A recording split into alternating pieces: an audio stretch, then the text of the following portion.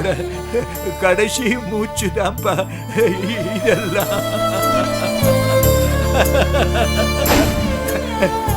ஈஸ்வர், என்ன மன்னிச்சுடுப்பா, மன்னிச்சுடுப்பா.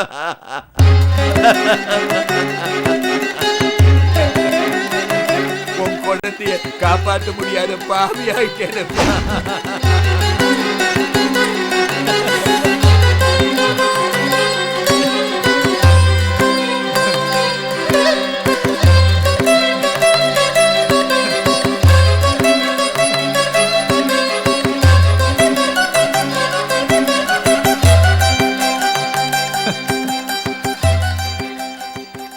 கிருபாப்பா,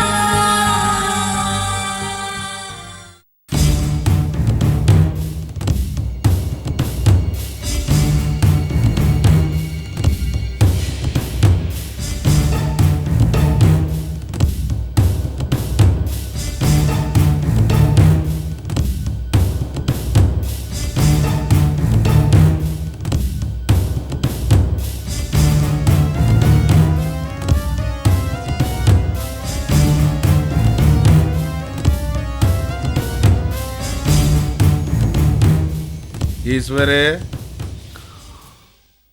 கலெக்டர் ஈஸ்வரே, நல்லா இருக்கியா? நீ நல்லா இருக்க மாட்டேன்னு எனக்கு நல்லா தெரியும். எப்படியோப்பா, உன் பொண்டாட்டியோட கருணையால இங்க நான் முழு நேரம் நிம்மதியா ஓய்வு எடுத்துட்டு இருக்கிறேன்.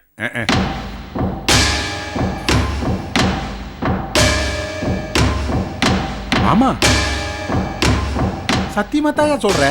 எனக்கு இந்த மந்திரி பதவி கிடைச்சதுல இருந்து இந்த மக்களுக்கு அதை செஞ்சு இதை செஞ்சு ஒரே மண்டை குடைச்சல்ல ஓய்வே இல்லாம போச்சு. இப்ப பாரு, சகல வசதியோட அரசாங்க பாதுகாப்போட நிம்மதியா ஓய்வு எடுத்துட்டு இருக்கிறேன்.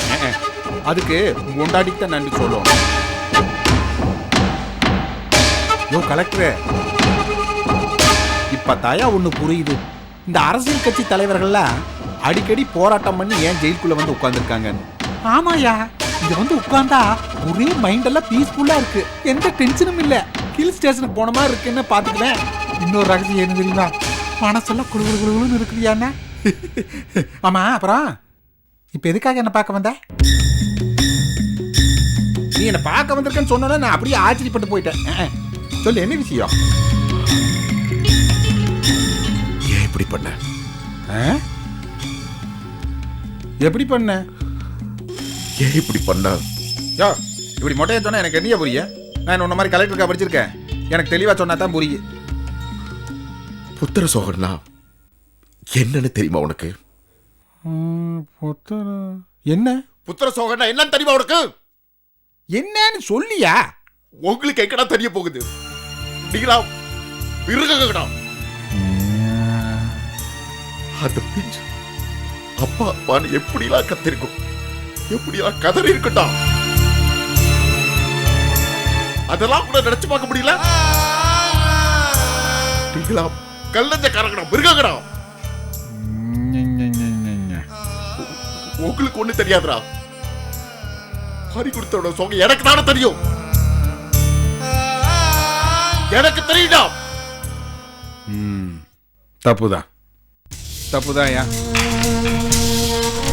நான் தான் தப்பு பண்ணிட்டேன். நான் தான் தப்பு பண்ணிட்டேன். நீ இந்த மாதிரி குழந்தையை தவிக்கி விட்டுட்டு வந்து அழுவேன்னு தெரிஞ்சுதான் உன்னைய அன்னைக்கு போட்டு தள்ள சொன்னேன். மாடையா, உனக்கு நல்ல நேரம். நீ அப்ப கிரேட்டா எஸ்கேப் ஆயிட்ட. இப்ப வந்து புத்தர் சோகா அது இதுன்னு புலம்புறியா? ஆய், நில மடிச்சிடாடா. சின்ன குழந்தைடா. அவன் என்னடா பாவம் செஞ்சா? சொல்லுடா, அவன் என்ன பாவம் செஞ்சா? அந்த குழந்தைய கொலை பண்ணதுக்கு எப்படி மனசு வந்தது? நீ எல்லாம் ஒரு அது இல்லப்பா, பெத்தவங்க செஞ்ச பாவ புள்ளை சேருன்னு சொல்லுவாங்க. அது மாதிரி நீயும் பொண்டாட்டி எனக்கு செஞ்ச துரோகத்தினால உன் புள்ள மேல போய் சேர்ந்துட்டா. சரி போடு. அதான் நீ முழிச்சு எஸ்கேப் ஆயிட்டியல்ல. முதல் தாரத்து குழந்தை தானே. அதான் இப்போ உனக்கு ரெண்டாம் தரமா பொண்டாட்டி இருக்குல்ல, உனக்கும் வயசாகுது.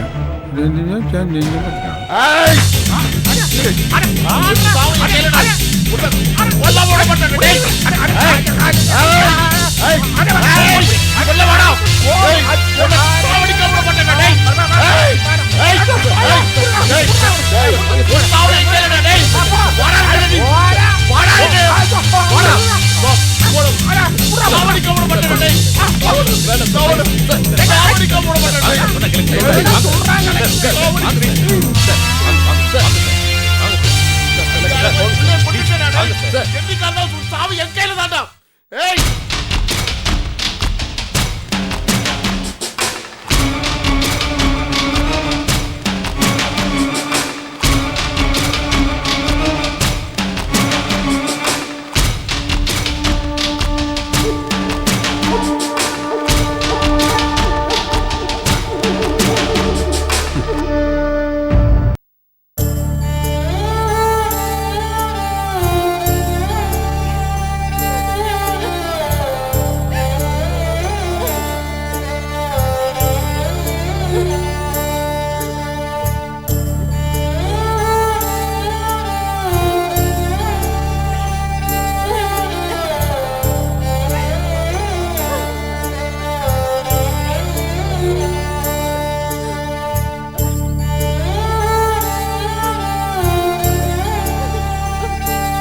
சந்தியா,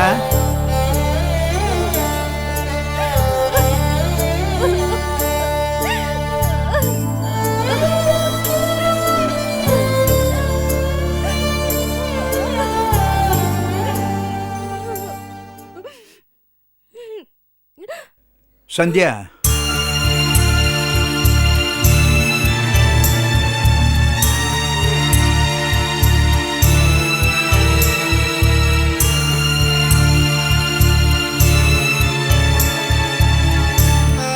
அழறையா?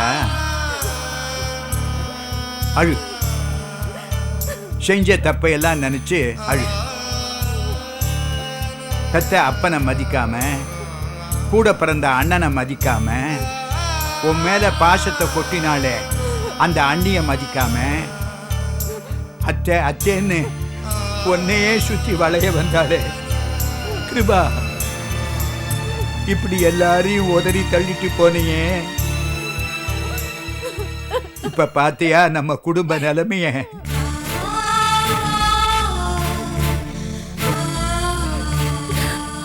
அப்பா, என்ன மன்னிச்சிருங்கப்பா. நீங்க எவ்வளவு சொல்லியும் கேட்காம அந்த ஆயோக்கு என்ன கல்யாணம் பண்ணிக்கிட்டதுக்கு எனக்கு இதுவும் வேணும், என்னமும் வேணும்ப்பா.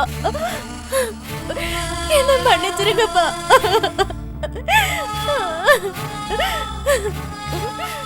இப்ப அழுது என்னமா பிரயோஜனம்?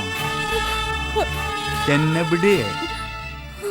உன் அண்ணனும் அண்ணியும் நீ போகக்கூடாதுன்னு எவ்வளவு தூரம் தடுத்து நிறுத்தினாங்க. அவங்கள சட்டை பண்ணாம போனியே, என்னாச்சு? கொலைகாரம் கூட வாழ்ந்ததுதான் மிச்சம். சரி, கொஞ்சம் யோசிச்சு பாரு. உன் வயசுல இருக்கிற பொண்ணெல்லாம் அவங்களுக்கு பிடிச்சவன் பின்னாலேயே ஓடி போனா பெத்தவங்க நாங்க எதுக்கு இருக்கிறோம்?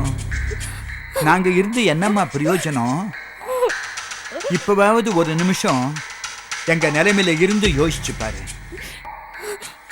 வெளியில அசிங்கப்பட்டு வேதனைப்பட்டு இதெல்லாம் எங்களுக்கு தேவையா? லண்டனுக்கு போக ஆர்டர் விசா எல்லாம் வந்துடுச்சு. உன் புருஷன் வீட்டில் கேட்டா நீ லண்டனுக்கு போயாச்சுன்னு சொன்னாங்க. ஆனா இன்னும் வந்து சேரலையேன்னு லண்டன்ல இருந்து லெட்டர் வருது. நீ எங்க இருக்க? எப்படி இருக்கிற? உயிரோடு இருக்கிறியா? இதெல்லாம் ஒன்றும் புரியாம நாங்க எவ்வளவு தவிச்சோம். சரி, அப்படிப்பட்ட கொலகாரங்கிட்ட இருந்து உங்க அண்ணி உன்னை காப்பாத்திக்கிட்டு வந்தாளே, அப்புறம் ஏமா எங்களை எல்லாம் விட்டு மறுபடி போனேன்?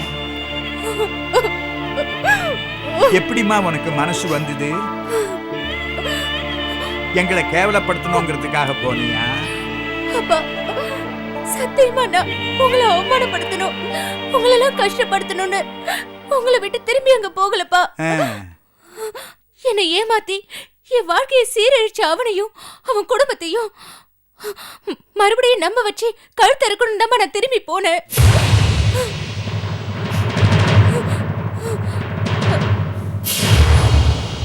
நான் நினைச்ச மாதிரி செஞ்சு முடிச்சிட்டப்பா. இன்னைக்கு அவன் குடும்பமே சிக்கி சீரழிஞ்சு சின்ன பின்னம் ஆயிடுச்சுப்பா. நான் உண்டு, என் படிப்பு உண்டுன்னு இருந்த என்ன ஏமாத்தி என் மனச மயக்கினாவ இன்னைக்கு மென்டல் ஹாஸ்பிட்டல்ல நான் பைத்தியக்கார இல்லன்னு கதறிட்டு இருக்கான்பா. அவன் எனக்கு செஞ்ச பாவத்துக்கு நான் பழிக்கு பழி வாங்கிட்டேன்ப்பா.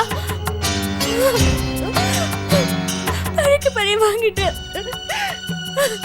அப்பா, நீங்க இந்த நிலைமைக்கு ஆளானதுக்கும் நம்ம கிருபா இறந்ததுக்கும் அந்த மாசிக்கு அண்ணி மேல இருந்த கோவம் தான் காரணம்னு நினைச்சிட்டு இருக்கீங்க.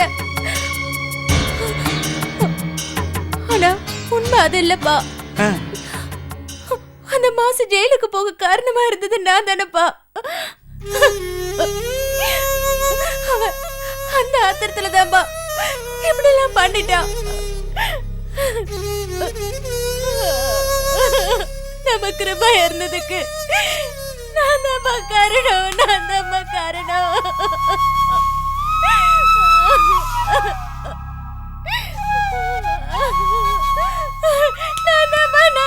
காரணம் அந்த பிஞ்சு கோயில பலியானதுக்கு நான் தான் காரணம்.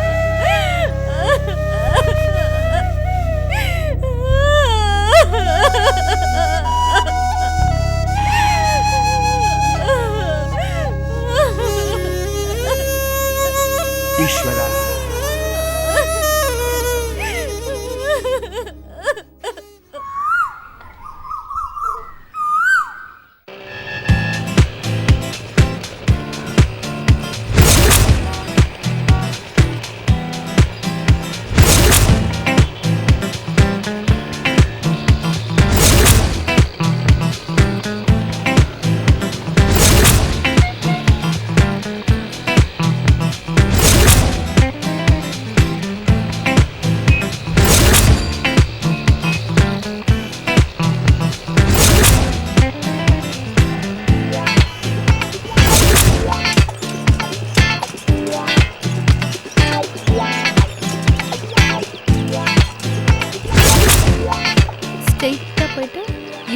சொல்லுடி. இங்கதான் இங்கே வா.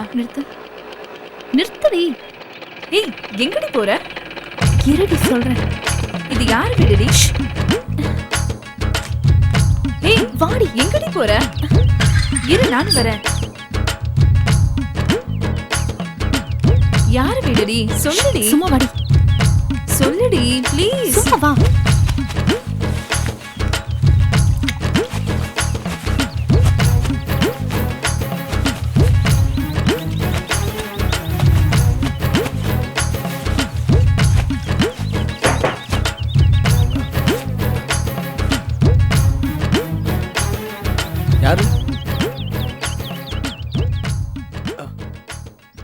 என்னங்க நீங்க? நான் யாருன்னு கேட்டுக்கிட்டு இருக்கேன், நீங்க அங்க பாத்துட்டு இருக்கீங்க.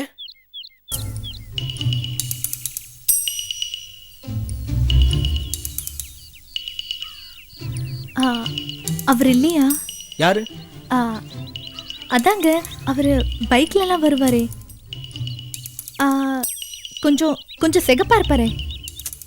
ஓ ராஜ்குமாரா? ஆ, ராஜ்.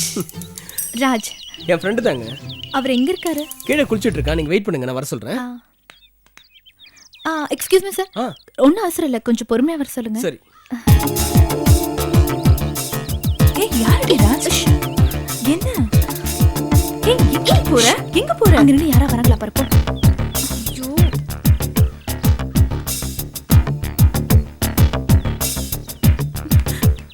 ஏய் மீரா வரடி, சீக்கிரம் வா, சீக்கிரம்